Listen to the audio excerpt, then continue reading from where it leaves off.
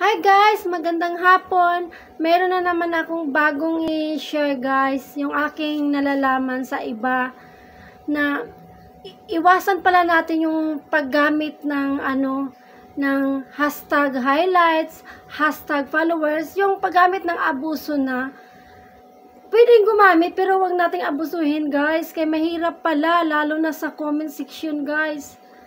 Kasi pag sumubra tayo guys, baka ma-restrict pa tayo. Mahirap na tayo guys pag hindi tayo makapag-comment kasi bumababa at bumabagal ang ating points doon sa engagement.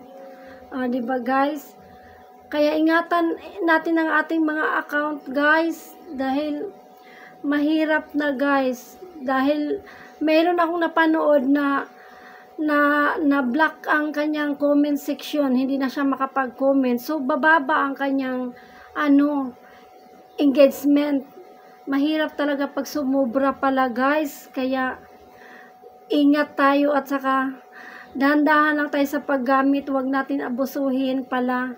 Yan pa naman yung kontrolin ko na pala yung ko. Kasi mahirap na guys.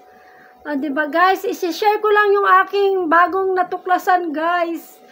Sana may natutunan tayo guys. Magandang hapon sa inyo. Follow for more. Ingat-ingat na lang tayo guys.